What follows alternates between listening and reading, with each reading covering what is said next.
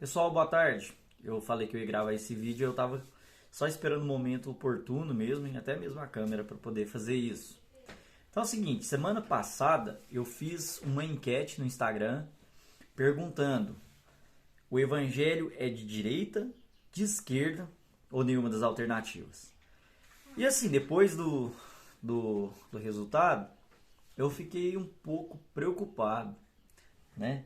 Fiquei um pouco preocupado porque foi exatamente esse motivo que me fez fazer essa enquete. A grande maioria das pessoas votou que o evangelho não é nem de direita nem de esquerda. Mas 18 pessoas votaram que o evangelho é de direita e duas votaram que o evangelho é de esquerda. Dentro desse número aí de 18 pessoas, pelas pessoas que votaram, eu vi assim, eu entendo que algumas pessoas compreenderam um pouco errado a pergunta ou compreenderam aquilo que eu estava querendo dizer. Mas outras realmente acharam que o evangelho era de direita mesmo. E isso me fez ficar preocupado. Porque é o seguinte, ainda que a gente veja alguns elementos que têm contato com a direita, e o evangelho realmente tem alguns pontos de contato com a direita, ele também tem com a esquerda. E aí você vai me perguntar assim, mas como assim o evangelho tem pontos de contato com a esquerda? Como? O que pode ser? Primeiro eu tenho que te lembrar duas coisas. Primeiro, existe esquerda, essa noção, bem antes de Karl Marx. Quando você lembra, por exemplo, de esquerda, o primeiro nome que entra na sua cabeça é Karl Marx. Mas esse próprio conceito de esquerda e de direita, a gente sabe que historicamente isso foi cunhado através, né, de uma relação que tinha lá na Revolução Francesa, né, quando havia ali do lado direito os girondinos e do lado esquerdo os jacobinos. Então o pessoal que era mais progressista, quando as opiniões deles eram mais progressistas, mais radicais, e o pessoal da direita, que você colocava a direita ali do parlamento, as opiniões eram mais conservadoras. Ou seja, esse conceito de esquerda e de direita, pegando esse exemplo e essa origem, isso vai nascer antes de Marx. E se a gente olha também, através dos acontecimentos da Revolução Francesa, nós vamos ter dois proponentes. Primeiro, um que vai defender o conservadorismo e que vai fazer críticas à Revolução Francesa, que é Edmund Burke. O Burke, ele era um inglês, tá? Um defensor da monarquia, um conservador, e ele vai fazer críticas ao pensamento e à forma como estava sendo levado aquilo ali. Ele vai fazer críticas à Revolução Francesa. Contemporâneo a ele, que vai defender a Revolução Francesa, vai questionar e confrontar também o pensamento do Edmund Burke, nós temos Thomas Paine. Então, assim, Burke, ele é um conservador, e Paine, ele era um cara mais progressista, bem antes de Marx escrever qualquer coisa. Então é por isso que a gente tem que entender que essa noção de esquerda e de direita, isso é bem antes de Marx. E outra, quando a gente fala em socialismo, na verdade a gente precisa entender qual tipo de socialismo. Porque, gente, o que o Marx e Engels faz, é o socialismo científico, certo? Mas já existiam outros tipos de socialismo antes de Marx, por exemplo, que era falar do tal do socialismo utópico. Aqui a gente tem, antes de Marx, a gente tem Charles Fourier, Saint-Simon, e a gente tem outros proponentes também. Então, assim, não dá simplesmente para a gente pegar e falar que esquerda, socialismo, é só Marx. Não existe só Marx, gente. Já existia uma tradição daquilo que era chamado de socialismo. Então, sim, a gente precisa entender. E hoje, outra coisa. Hoje a gente pega conceitos de direita e de esquerda, só que hoje está muito mais complicado, está muito mais complexo. Por exemplo, geralmente hoje, a nível baixo, a nível bem popular, você vai falar assim que a direita é alguém conservador, certo? E a esquerda é alguém bem progressista. Mas a questão é a seguinte, hoje, nessas noções de espectro político, alguém pode ser conservador nos valores nos valores, digamos assim, sociais, nos valores morais, tá? E ser alguém mais liberal na economia, tá? Então pode ser conservador nos valores e mais liberal na economia, mas também pode ser progressista na economia, com valores morais conservadores. Da mesma forma, alguém pode ser ter uma noção de valores morais mais progressista, ser a favor do aborto, da união homoafetiva e tantas outras coisas mais, liberação das drogas, e no aspecto econômico, ser bem conservador ou ser liberal também, né? Liberal, digamos assim, economicamente falando. Então, assim, são coisas bem mais complicadas do que a gente pode falar. Então, é raso a gente tentar reduzir as coisas. É claro que no Brasil, por falta de conhecimento das pessoas, por ignorância, a gente reduz isso a um conceito muito raso, muito simplista. E a gente precisa pensar a respeito dessas coisas. Então, assim, não é simplesmente chegar e falar assim, olha, não é possível, por exemplo, um cristão ser de esquerda. Cara, quando alguém se identifica com a esquerda, que é um cristão, você não precisa pensar realmente e tão somente nesses liberais, que existem muitos pastores que não creem, né, na ortodoxia, num aspecto mais conservador da Bíblia, e eles são liberais, que não acreditam em milagres, que não acreditam na inspiração das escrituras, na inerrância e tudo mais. Apesar de que isso aqui também é uma conversa um pouco mais complexa. Mas o que eu estou querendo dizer é o seguinte, não significa que alguém se identifique como esquerda e achar que é alguém que não acredita na autoridade das escrituras. Não é isso. Existem pastores no nosso meio, existem teólogos que não se identificam como alguém de direita. Hoje a gente tem muitos pastores e teólogos que são sérios, têm o respeito da comunidade cristã, têm o respeito da academia, e eles não se identificam com essa direita. Eles são, digamos assim, mais centro-esquerda e um pouco mais esquerda. Eu lembro aqui, por exemplo, de um já falecido Dom Robson Cavalcante. Ele não se identificava como de direita, socialmente falando, né? O próprio Guilherme de Carvalho, ele também não pode ser descrito como alguém de direita. Ele é um cara extremamente conservador em relação à Bíblia, em relação aos valores bíblicos, né, na questão moral e tudo. Só que é alguém que politicamente é mais tendido à centro-esquerda. Então, assim, é algo mais complexo. Por isso que eu falo que, embora direita e esquerda tenham elementos de contato com o Evangelho, é aí que entra a minha enquete. A minha pergunta não foi o Evangelho se parece mais com a direita ou mais com a esquerda. A questão que eu perguntei é, o Evangelho é de direita ou é de esquerda? Por que eu pergunto isso?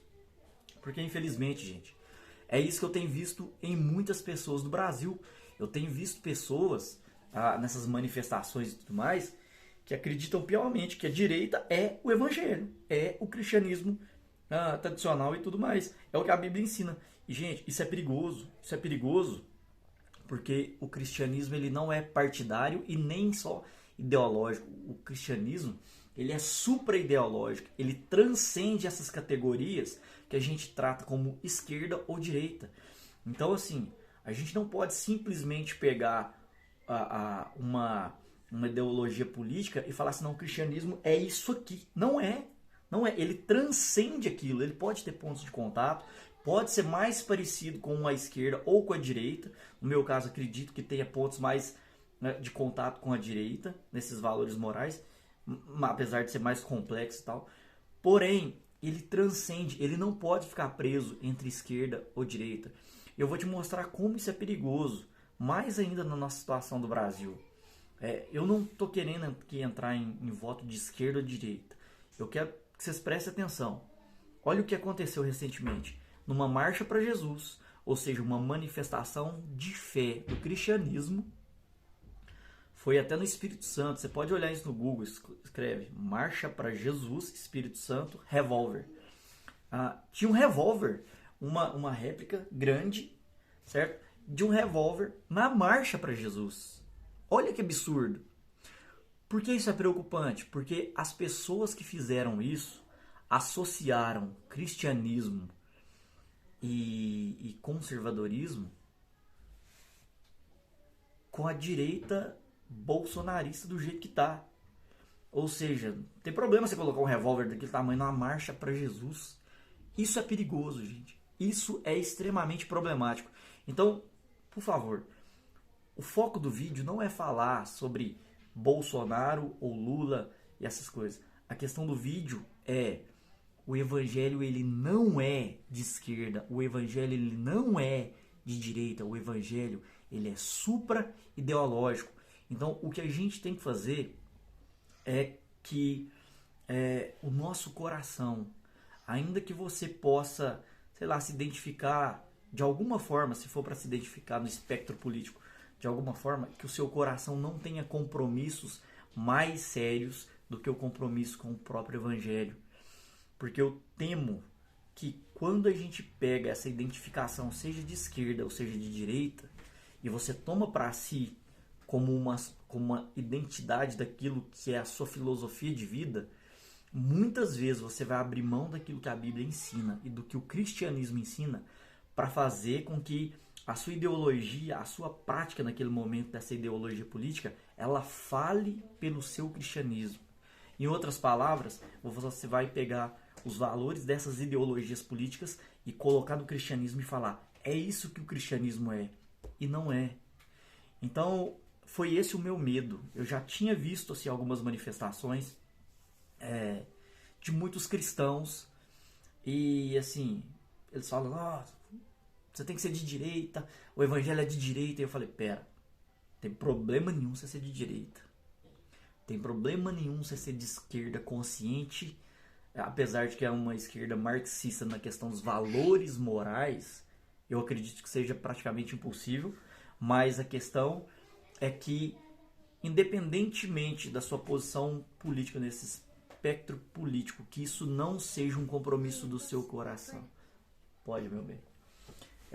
Que isso não seja um compromisso do seu coração que vai fazer com que você se torne refém de uma ideologia, sacrificando a sua fé por isso. Então eu quero fechar esse vídeo novamente resumindo e falando o seguinte: eu não estou aqui querendo dizer sobre se você deve ser de esquerda ou se você deve ser de direita. O que eu estou querendo dizer é o seguinte: o evangelho não pode ser refém de ideologia política nenhuma.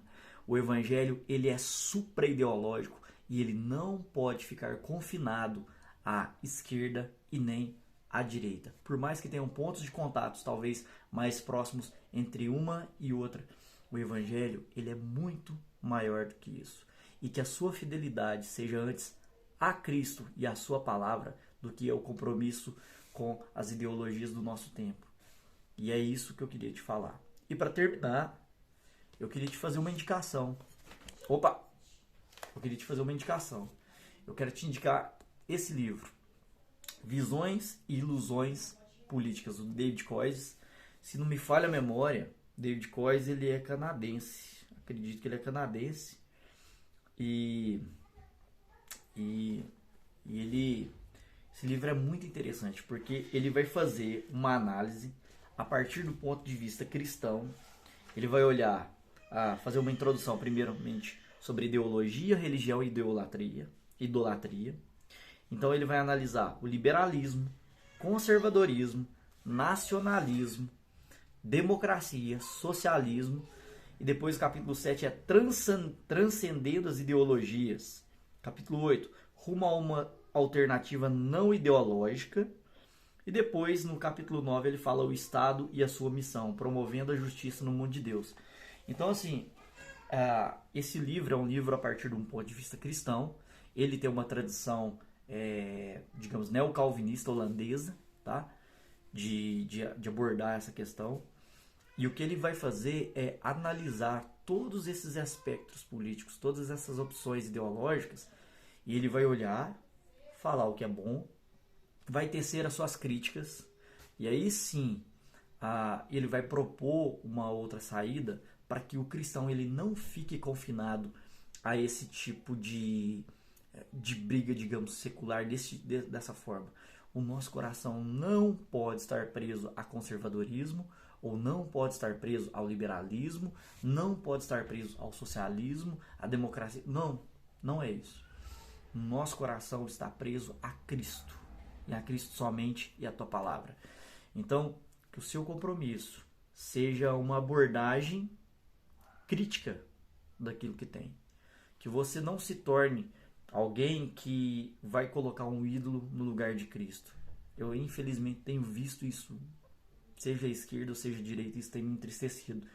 E é isso que eu não queria e não gostaria que você, dessa forma que você agisse, que você seja crítico e que você não compre pacotes, que a sua fidelidade seja a Cristo e que tudo aquilo que vier a você saiba criticar bem e discernir bem as coisas. Tenha fidelidade somente a Cristo, a sua palavra, ao seu evangelho, que não é de esquerda, que também não é de direita. Que Deus te abençoe.